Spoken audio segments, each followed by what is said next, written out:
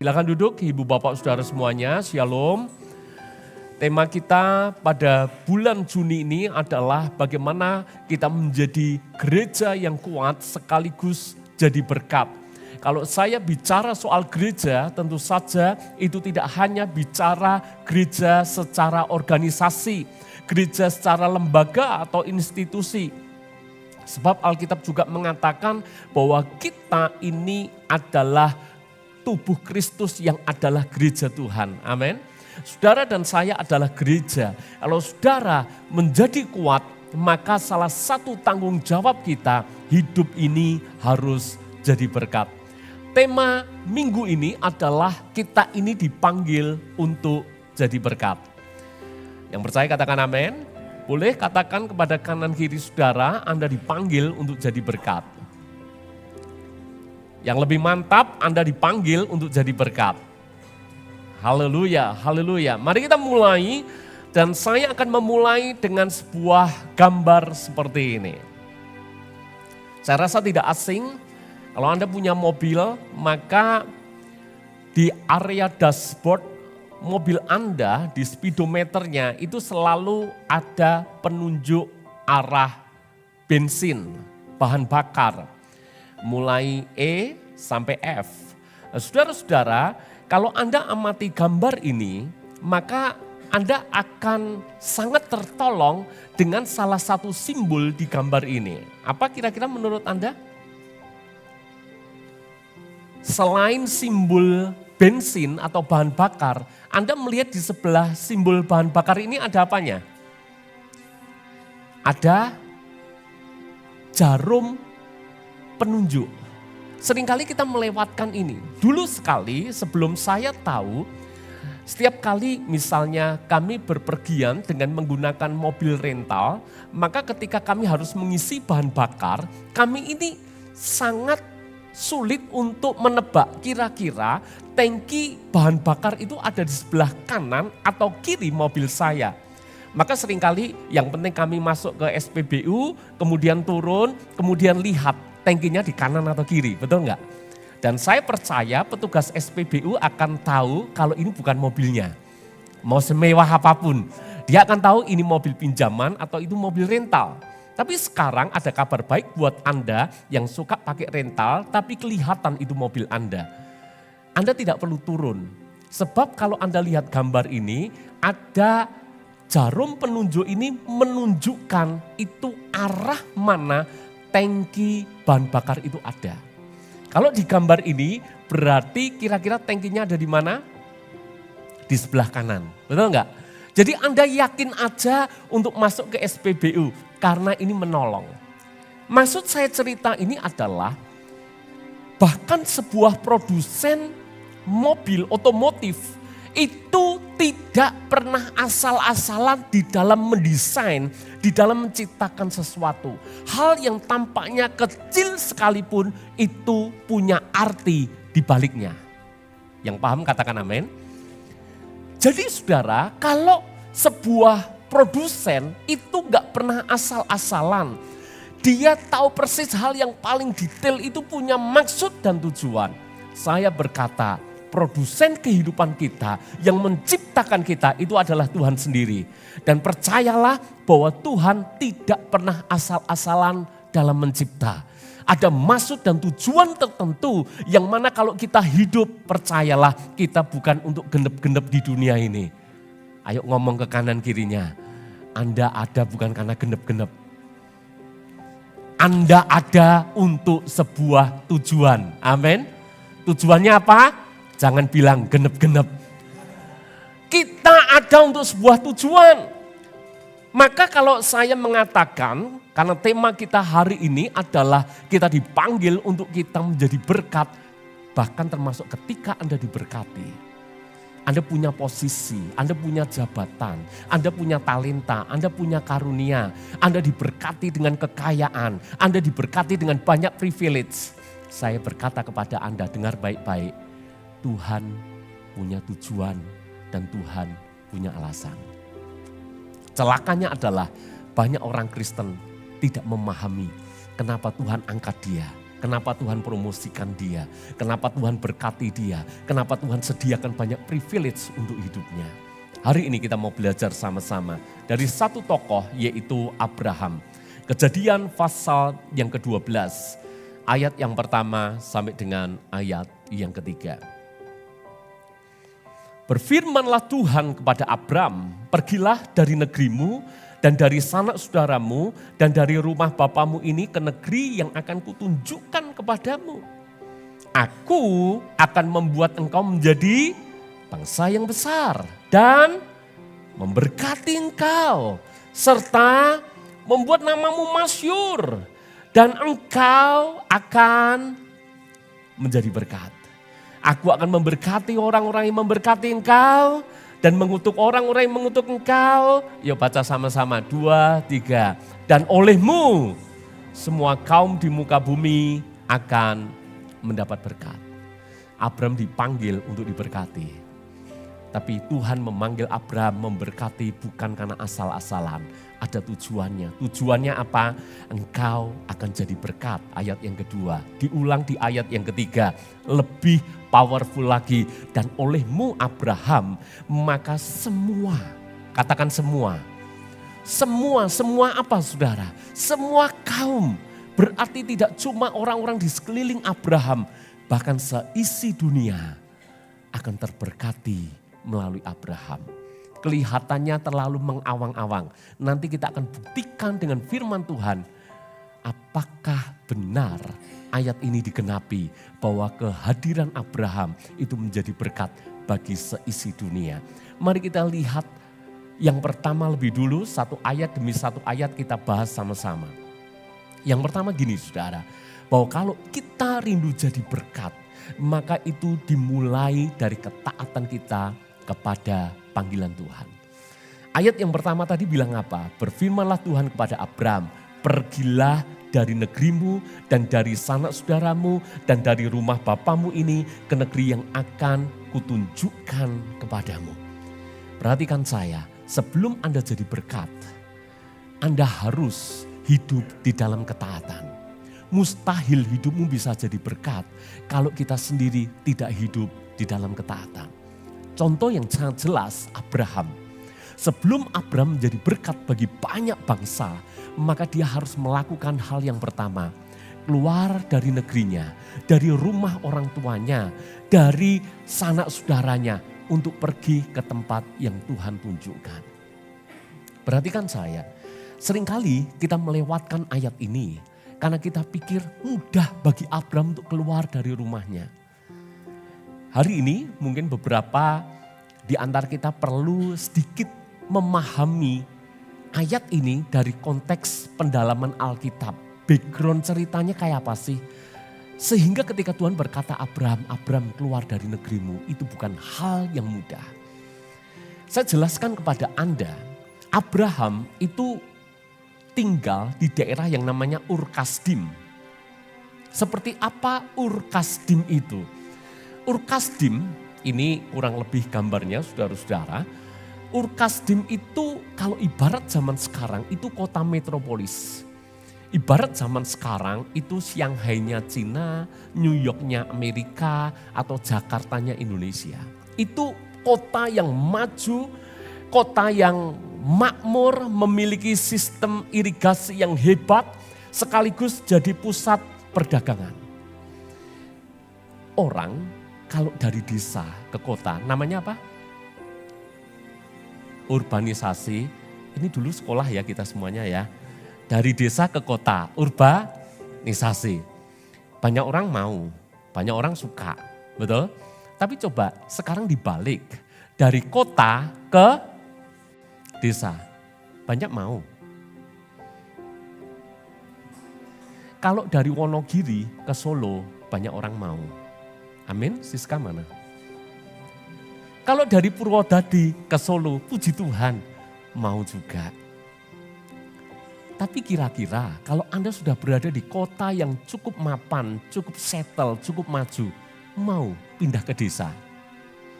Siapa mau? Saya rasa kita bisa usul program transmigrasi, mungkin masih ada saudara-saudara. Ada yang mau? Mungkin Anda berkata, Pak ini kan trennya slow living. Ada yang punya cita-cita slow living? Ada ya, wah slow living itu enak banget. Dari kota yang penuh hiruk pikuk, kita pindah ke kota yang kecil, kota yang nyaman, menghabiskan masa tua di sana. Indah, beautiful, katakan beautiful. View-nya panjang, Saya kasih tahu Anda ya, Abraham bukan slow living. Sebab dia dipanggil Tuhan keluar dari negerinya, bahkan ke tempat mana Tuhan gak kasih tahu. Kalau slow living itu punya tujuan. Gak ada slow living, aku mau keluar dari Jakarta, mau kemana, ke Afghanistan. Itu bukan slow living saudara. Dia harus ngerti dulu tujuannya mana. Baru kemudian dia bisa tetapkan, oh ya aku mau pindah. Maka bukan hal yang mudah untuk Abraham taat dengan perintah Tuhan itu. Kemudian fakta berikutnya, meninggalkan tanah keluarga itu berarti melepaskan hak waris dan jaminan ekonomi. Apalagi pergi ke tempat yang belum diketahui, itu berarti harus siap jadi pengembara, nomaden. Dan kemudian dia harus bergantung pada belas kasihan alam. Nanti di perjalanan alamnya kayak apa, tempat yang nanti dia akan tinggali alamnya kayak apa, dia akan sangat bergantung di situ dan akan sangat bergantung dengan orang-orang lokal di sana, menyambut atau tidak. Jadi resikonya itu sudah sangat besar. Tapi Abraham taat. Maka hal yang pertama saudara-saudara, kalau rindu hidupmu jadi berkat, kita mesti melakukan bagian kita. Hiduplah dalam ketaatan. Apapun panggilan dan perintah Tuhan buat kita semuanya. Ketika kita mau taat, maka di situ ada rencana Tuhan yang indah di balik semuanya itu. Ketika Tuhan meminta kita melepaskan hal-hal duniawi yang mungkin hari-hari ini begitu kita sukai, begitu kita senangi, bersediakah Anda? Ketika Tuhan meminta kita untuk mengampuni, Anda merasa sangat disakiti oleh seseorang, tapi Tuhan memanggilmu untuk engkau melepaskan pengampunan, untuk kau mengampuni orang yang menjahati engkau. Apakah Anda dan saya bersedia? Ketika Tuhan meminta kita untuk menyisihkan sebagian berkat yang kita terima. Saya tahu berkat itu mungkin Anda peroleh karena Anda rajin, karena Anda kerja keras, karena Anda menghemat. Lalu kemudian ada waktunya Tuhan minta Anda bermurah hati. Tuhan tunjukkan seseorang yang perlu Anda tolong. Tuhan tunjukkan kepada orang tuamu yang perlu Anda lakukan sesuatu untuk orang tuamu. Bersediakah kita? Ada waktunya juga mungkin Tuhan panggil kita untuk melayani. Sementara kita tahu, apalagi di medsos hari-hari ini tuh beritanya seperti ini. Udah, jangan masuk dalam sebuah gereja. Kamu nanti bakal kecewa. Kamu nanti bakal kepahitan. Udahlah, jadi jemaat biasa aja. Jemaat biasa itu aman. Saya tidak mengatakan bahwa itu betul atau salah. Faktanya memang banyak orang terluka dengan gereja. Faktanya memang banyak semakin masuk ke dalam, lalu kemudian kita semakin banyak gesekan, lalu kemudian orang Jawa bilang ngerti isi dapurnya, oh pendetanya yang sebenarnya kayak gini toh. Kemudian kepahitan, itu banyak saudara. Betul, saya tidak menutupi kenyataan itu. Tapi saudara, bagaimanapun juga Tuhan panggil kita harus bertanggung jawab dengan talenta yang kita punya untuk melayani Tuhan. Dan kabar baiknya, tidak semua gereja itu dalamnya itu busuk dan tidak seperti yang di luar ini yang terlihat indah dan penuh polesan. Saya tidak mempromosikan SCC, tapi ada banyak gereja yang saya rasa juga baik. Saya rasa banyak gereja juga pemimpin rohaninya tulus. Ada banyak gereja yang sehat juga. Maka saya berkata, kalau Anda dipanggil Tuhan untuk melayani, melayanilah. Memang resiko gesekan akan selalu ada, betul enggak? Kalau kita bicara konteks gereja, Anda jemaat saja datang pulang. Anda akan jarang bersinggungan dengan teman yang lain di gereja, betul? Paling banter singgungannya di tempat parkir. Halo, betul nggak? Ini nggak keluar-keluar, din, din, din. Singgungannya cukup itu. Tapi kalau Anda masuk pelayanan, Anda nanti akan singgungan. Apalagi Anda masuk ke panitiaan, usul ini, usul itu. Yang seringkali jadi contoh, arem-arem ukuran 5 cm dan 7 cm itu bisa membuat perbedaan besar, saudara. Bisa geger hanya gara-gara menunya arem-arem atau lemper. Sudah ditentukan arem-arem, mau panjang atau pendek itu bisa geger. Saya tahu, tapi kabar baiknya kadangkala gesekan Tuhan izinkan terjadi justru untuk mempertajam hidup kita. Membuat karakter kita terbentuk, membuat kita jadi orang gampang legowo, jadi gampang menerima satu sama lain. Makanya kalau Tuhan panggil kita, bagaimana respon kita? Saya ingat kesaksian dari Pak Leri, saudara-saudara, pembicara minggu lalu. Kebetulan saya dan tim hospitality menjemput, lalu kemudian punya cerita, dia menceritakan bagaimana dia akhirnya bisa jadi pendeta. Awalnya ya mirip-mirip dengan saya.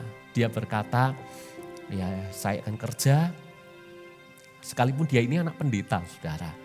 Pak Leri ini anak pendeta, saya juga kenal baik dengan papanya, sekarang sudah almarhum. Tapi gereja ini sebetulnya gereja yang sehat, gereja yang cukup besar. Tapi Pak Leri ini dari muda selalu mengatakan, aku mau melayani tapi aku tidak mau jadi pendeta. Seperti itu ceritanya, saudara-saudara. Tidak mau apalagi jadi gembala penerus, nggak mau. Tapi satu waktu Tuhan memanggil dia. Dan dia mengeraskan hati. Yang penting aku melayani selesai. Tapi tidak mau kalau terlibat jadi pejabat gereja atau pendeta. Satu waktu dia cerita, dia kena yang namanya sakit kuning, saudara. Sakit kuning dan menurut ceritanya cukup parah, cukup akut. Bahkan sampai di titik yang dia cerita, aku itu kayak ngerti ya suasana orang itu kalau sudah mau mati itu kayak apa. Dia merasa kayak berada di sebuah lorong, kemudian dia merasa damai, ya mungkin penafsiran dia ya mungkin nyebrang sedikit dan masuk surga gitu, saudara-saudara. Tapi dalam situasi itu Tuhan memanggil dia. Dan ajaibnya adalah dia sudah 10 hari di rumah sakit, tidak ada kemajuan sama sekali, tambah parah. Tapi setelah dia menerima panggilan Tuhan, dia menceritakan mirip kayak Samuel itu loh. Tuhan memanggil dia. Dan ketika dia berkata ya untuk panggilan Tuhan, 3 hari kemudian dia dinyatakan sembuh total. Dokternya heran karena pengobatannya sama dan sebelumnya tidak berubah, sekarang kok tiba-tiba sembuh. Maka satu hal yang dia mengerti, Tuhan memanggil dia. Dia tinggalkan jabatannya atau pekerjaannya dan dia memilih untuk menjadi hamba Tuhan. Maka saya berkata kepada Anda, kalau Tuhan memanggilmu untuk hal apapun, tidak selalu dalam konteks jadi pendeta. Kalau Tuhan panggil untuk lakukan ini, untuk lakukan itu. Kalau itu sesuai dengan firman-Nya, belajarlah untuk taat. Amin. Hal yang kedua yang kita bisa pelajari, saudara-saudara. Yuk ayat yang kedua. Aku akan membuat engkau menjadi bangsa yang besar dan memberkati engkau serta membuat namamu masyhur.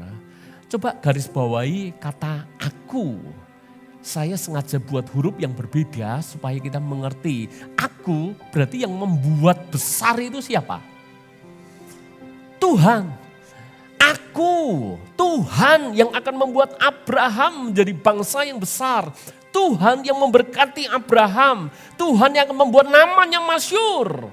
Dan engkau bisa jadi berkat karena aku, karena Tuhan.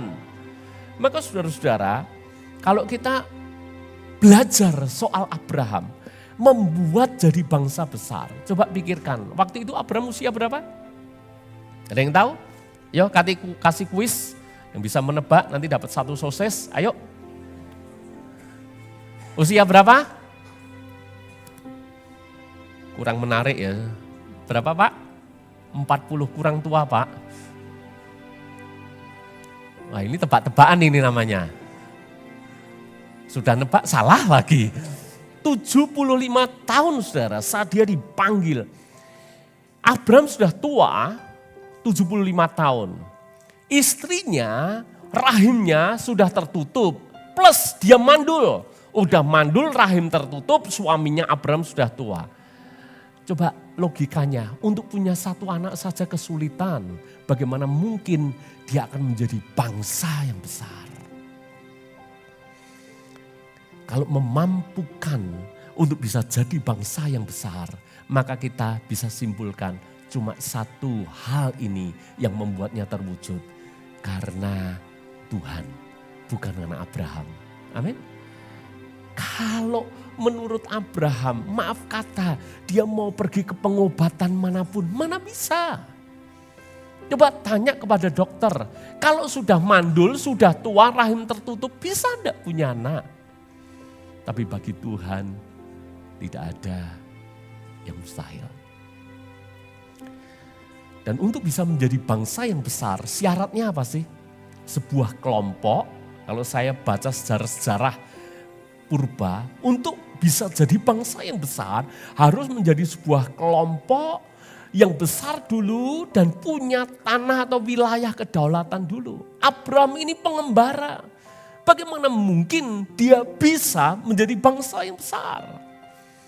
Tapi Alkitab menulis dan hari ini kita membuktikan Abraham bisa menjadi bangsa yang besar. Subjek utamanya siapa? Bukan Abraham, tapi karena Tuhan. Maka saya berkata kepada Anda, menurut manusia tidak mungkin, tapi bagi Tuhan tidak ada yang tidak mungkin. Yang percaya katakan amin. Hari ini mungkin situasi sulit, hari ini situasi berat. Mungkin beberapa di antara kita takut menghadapi masa depan. Kita frustasi bagaimana kita bisa survive di tengah situasi seperti sekarang. Ingat, bukan kita yang hebat, tapi Tuhan di dalam kita yang hebat. Kita bisa menjadi besar bukan karena kita yang hebat, tapi karena Tuhan yang hebat itu yang membuat kita besar. Bandingkan sekarang dengan Nimrod. Siapa tahu Nimrod? Boleh angkat tanganmu? Siapa Nimrod? Nimrod itu adalah pemimpin pembangunan Menara Babel. Menara Babel Kejadian pasal 11, Abraham Kejadian pasal 12. Kejadian 11, marilah kita dirikan bagi kita sebuah kota dengan sebuah menara yang puncaknya sampai ke langit. Marilah kita cari nama supaya kita jangan terserak ke seluruh bumi. Ada bedanya Nimrod dengan Abraham. Ada bisa menangkap bedanya? Kalau Nimrod, saudara-saudara, dia berkata, ayo marilah kita, ayo kita bisa. Wis mirip motivator. Kamu bisa, kalau kamu pikir kamu bisa. Ayo kita bisa, kita cari nama. Kita maksimalkan hidup kita, semuanya soal kita dan soal kita. Kejadian 11, Menara Babel akhirnya runtuh. Tapi Kejadian 12, Abraham, karena ide awalnya, karena aktor di baliknya adalah Tuhan, maka benar Abraham diberkati dan menjadi bangsa yang besar. Maka pesan yang kedua, semua hal yang kita gunakan dengan kekuatan manusia kita, ujung-ujungnya kesia-siaan. Yeremia menulis seperti ini, terkutuklah orang yang mengandalkan manusia, yang mengandalkan kekuatannya sendiri. Semakin kita berjuang dengan kekuatan kita sendiri, semakin susah kita mencapai tujuan. Tapi kalau kita mengandalkan Tuhan, nanti Tuhan akan membuat hal yang tidak mungkin sekalipun bisa menjadi mungkin. Saudara bisa menangkap sesuatu? Kenapa? Kalau diawalinya saja dari aku bisa, nanti kalau benar-benar bisa, ujung-ujungnya apa? Sombong. Dan kalau sombong, apa yang terjadi? Amsal menulis, kesombongan adalah awal kehancuran. Tapi kerendahan hati itu yang dikenali Tuhan. Tapi kalau awalnya saja kita bilang, Tuhan kalau engkau tidak menyertai aku tidak bisa buat apa-apa. Makanya kalau mau kerja, mau lakukan apapun, siapa yang punya kebiasaan datang sama Tuhan, Tuhan aku buka warung, berkati warungku hari ini. Engkau yang bisa mengirimkan berkat. Amin. Percaya enggak bahwa bahkan warung pun pelanggan itu yang Tuhan kirimkan. Siapa gini? Muter ke tempat ini tutup. Muter ke tempat ini rame. Muter ke tempat ini enggak dapat parkiran. Ujung-ujungnya kita nemu satu tempat. Ya udah kita makan di sana.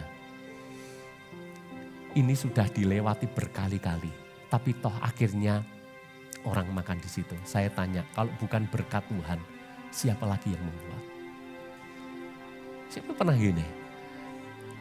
Dapat order, bukan karena hebatnya kita, tapi karena di sana enggak bisa, di sini enggak bisa, akhirnya kita yang bisa. Menurutmu karena Anda hebat, saya hebat? Karena Tuhan kita yang hebat. Ayo semuanya belajar andalkan Tuhan. Pelayan Tuhan di tempat ini, saya senang melihat grow pertumbuhan daripada tim pelayanan di gereja kita. Boleh kasih tepuk tangan saudara-saudara. Tapi kalau saya boleh pesan kepada Anda memang harus mengasah skill, mengasah kecakapan, Anda berlatih, itu sesuatu yang harus. Karena Tuhan akan memilih orang-orang yang cakap. Amsal menulis, dengan siapa orang bisa berdiri di depan raja-raja? Hanya orang yang cakap. Berarti harus di-upgrade. Betul saudara. Tapi jangan lupa, Tuhanlah yang memampukan kita. Kalau enggak, kita enggak bisa buat apa-apa saudara. Makanya hal yang kedua yang kita bisa pelajari di sini, jadi berkat itu anugerah. Bukan karena kita hebat. Kalau Anda dipakai Tuhan jadi saluran berkat untuk keluargamu, jangan sombongkan dirimu.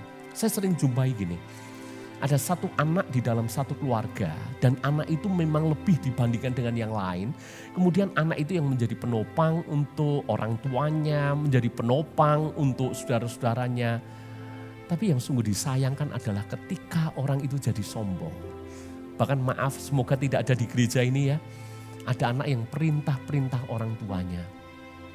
Kalau bahasa kasarnya itu membabukan orang tuanya. Dijauhkan dari Tuhan untuk Anda semuanya. Betul enggak?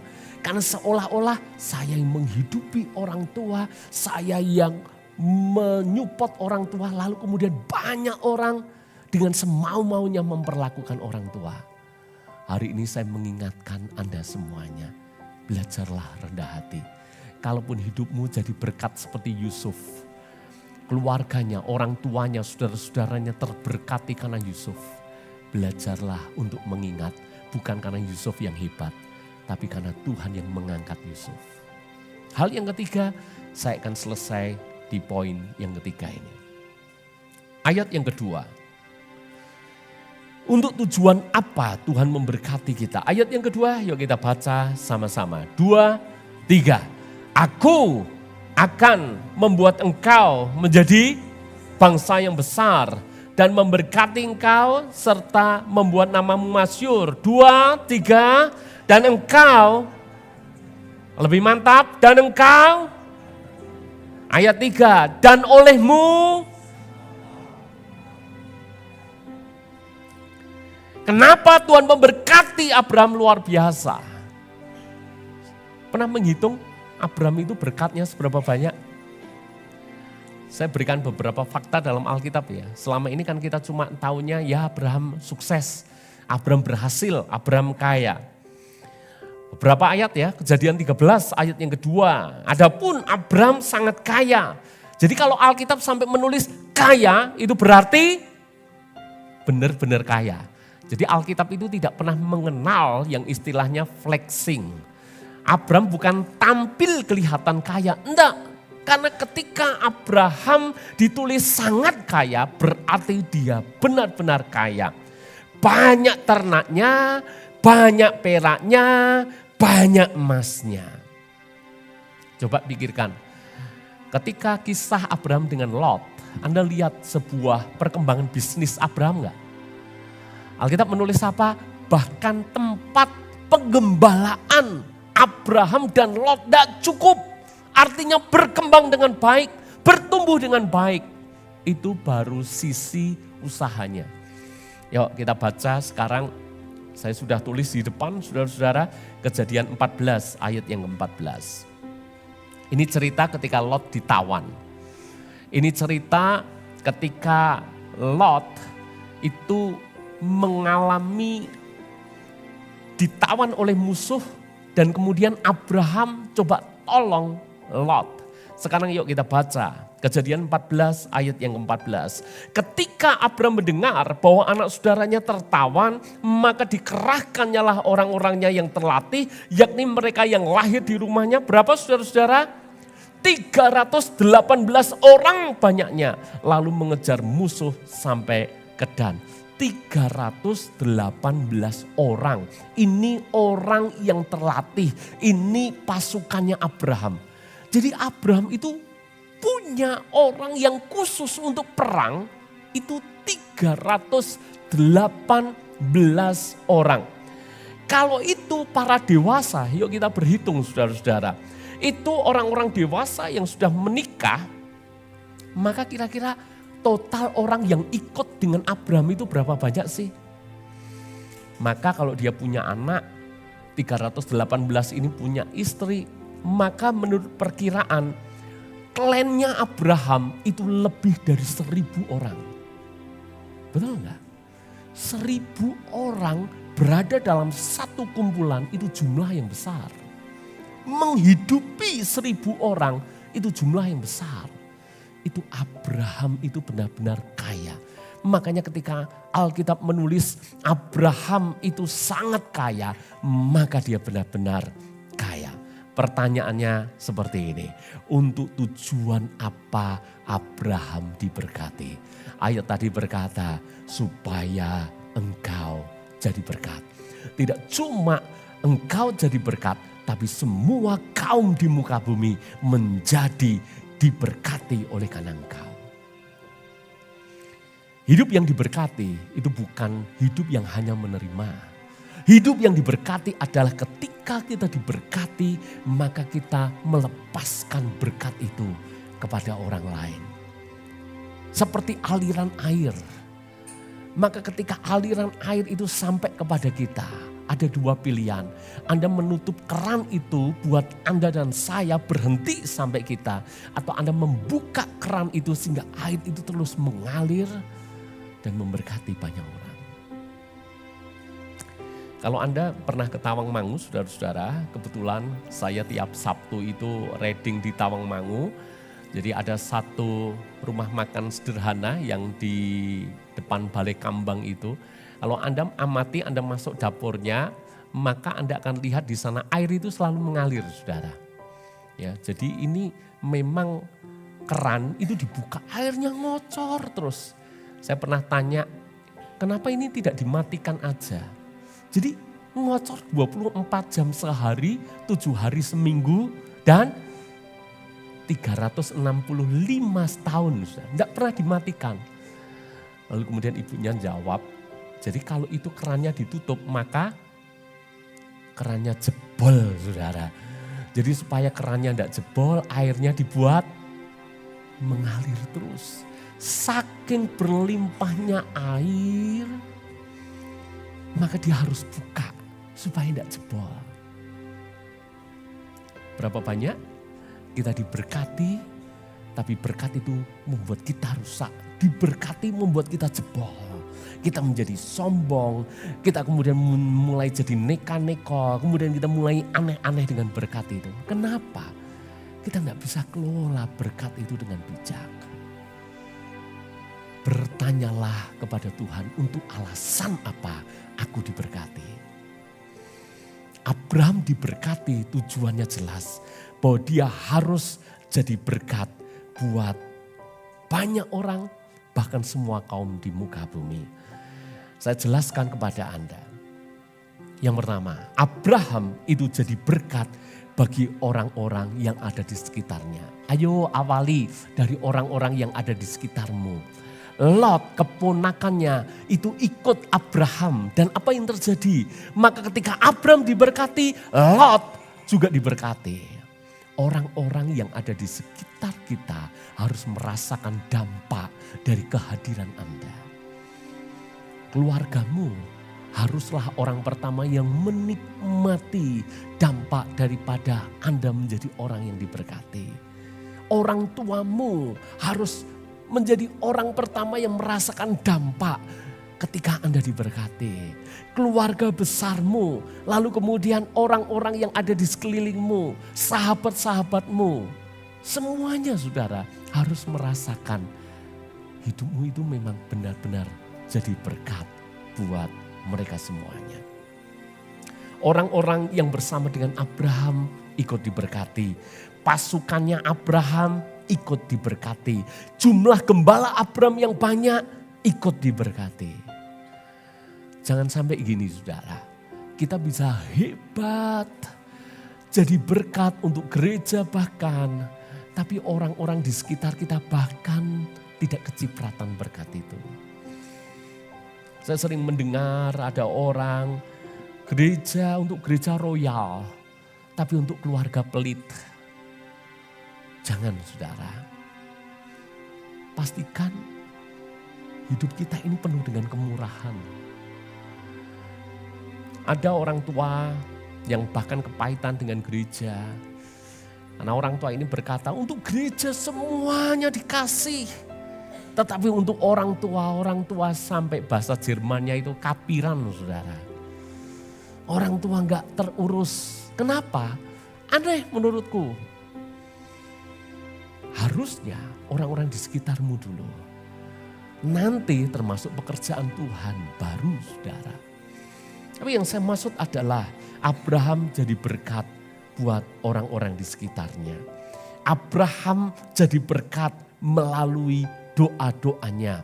Kejadian 20 ayat 17. Abraham itu mendoakan Abimelek. Karena Abimelek dan orang-orang seisi rumahnya itu mandul. Abraham juga belum punya Ishak. Tapi dia mendoakan. Ketika dia mendoakan Abimelek dan seisi rumahnya, Tuhan membuka rahimnya sehingga akhirnya Abimelek dan keluarganya punya anak semuanya. Abraham sungguh menjadi berkat bahkan melalui doa-doanya. Ayo, hal yang paling simpel. Kapan terakhir kali Anda tidak hanya berdoa untuk dirimu sendiri, tapi Anda menjadi berkat dengan mendoakan orang lain. Saya suka dengan kesaksian atau saya ngobrol-ngobrol dengan Ibu Kus ya. Saya tanya, Ibu Kus kalau seharian kegiatannya apa? Ibu Kus ini mamanya Chandra itu loh saudara. Boleh saya izin ya ceritakan ya Ibu Kus. Dia menceritakan, ya kalau saya pagi, kalau tidak salah jalan-jalan. Lalu kemudian ketika siang, saya jam doanya kalah dengan Ibu Kus saudara. Siang sekitar jam 12 sampai jam 1, jam 2 itu saya berdoa. Semua nama-namanya dari jemaat kenalannya saya doakan satu-satu. Makanya saya pesan, nama saya jangan lupa didoakan loh Ibu. Tiap hari berdoa dan berdoa. Itu hidup jadi berkat saudara. Mungkin orang tidak tahu apa yang dia lakukan. Kalau dalam pelayanan Bu Kus tidak tampil di depan. Tapi dengan cerita itu, Anda kan jadi tahu karena saya menceritakan kan. Hidupnya telah menjadi berkat melalui doa-doanya. Abraham menjadi berkat bagi Abimelek dan seisi rumahnya melalui doa-doanya. Tidak cuma itu, Abraham itu levelnya bisa menjadi berkat buat kota. Kenapa saudara? Satu-satunya orang yang bisa nego dengan Tuhan itu Abraham. Siapa yang pernah nego dengan Tuhan? Hah? Nego dengan bakul, boleh angkat tanganmu? Wah, Anda jagonya ya. Alot kalau nego, kuat-kuatan kalau nego. Kalau nego caranya kayak maminya istri saya saudara, punya rumus. Tawar setelah itu tinggal sebentar. Tujuan, kalau Anda ketawa berarti ya.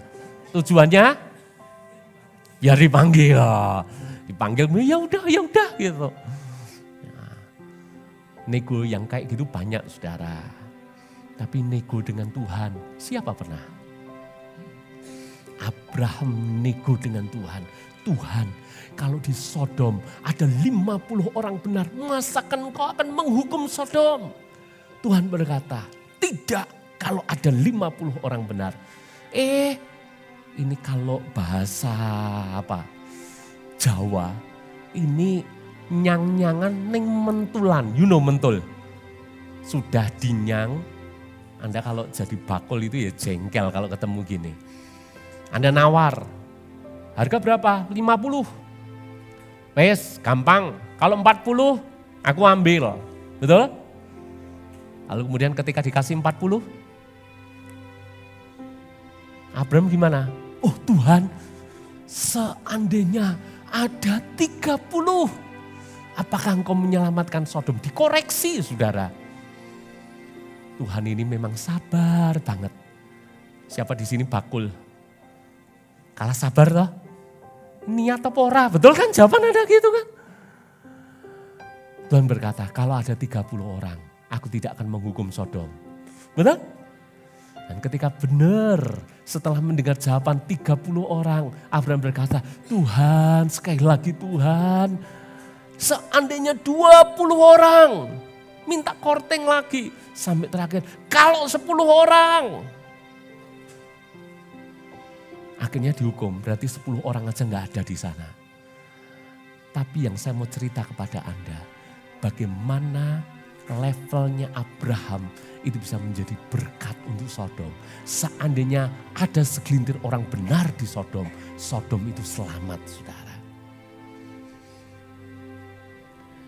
Kemarin doa malam, kebetulan saya yang memimpin doa, saya mengajak jemaat untuk doa untuk bangsa negara kita. Kadang-kadang kita gergeten ya, lihat bangsa ini. Siapa yang happy lihat bangsa ini? Wow, kalau Anda happy, Anda juga dihujat netizen kan. Bangsa penjilat ini gitu kan. Wah, kita gregetan saudara. Kebijakan-kebijakan yang ngawur, kebijakan yang kelihatannya pro rakyat tapi ujung-ujungnya Anda tahu sendiri. Kadang-kala kita jadi pesimis. Kadang-kala kita jadi enggak pede ketika ditanya kemarin kamu pilih siapa. Betul enggak? Kita enggak pede. Situasinya benar-benar waduh saudara berat. Tapi apapun alasannya, kita dipanggil untuk kita menjadi berkat buat Indonesia. Saya tahu untuk mengucapkan berkat atas Indonesia itu susah.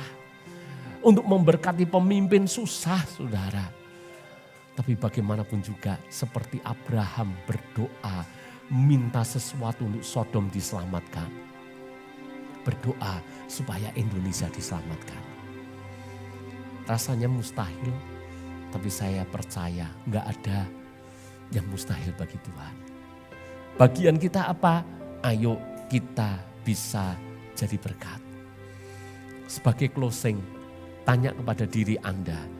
Kalau Anda diberikan posisi jabatan tertentu, tanya kepada diri Anda, untuk alasan apa Tuhan mengangkat aku, Tuhan mempromosikan aku. Lihat Esther. Esther diangkat menjadi ratu, itu bukan karena asal, bukan karena kebetulan. Karena Allah punya rencana di balik Esther jadi ratu untuk menyelamatkan Israel dari kepunahan. Kalau Anda diberikan talenta, untuk apa Tuhan punya tujuan mengaruniakan itu kepada kita. Kalau Anda dipercaya banyak berkat, untuk alasan apa Tuhan memberkati kita.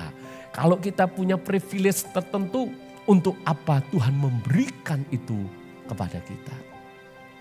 Sebelum Anda bisa jawab ini, saya rasa kita menjadi orang Kristen yang tidak paham kenapa kita ada di dunia.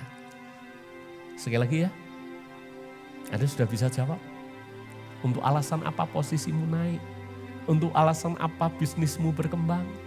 Untuk alasan apa engkau dikaruniakan talenta demi talenta? Untuk alasan apa engkau dapat banyak kesempatan-kesempatan privilege ini dan itu? Coba tanya dan temukan alasannya. Dan kalaupun Anda sudah bisa menjawab alasannya supaya aku kaya, terkenal, itu jawaban yang salah saudara. Karena hari ini firman Tuhan mengajar kita, aku akan memberkati engkau supaya engkau menjadi berkat. Dan olehmu semua kaum di muka bumi mendapat berkat. Mari bangkit berdiri bersama-sama.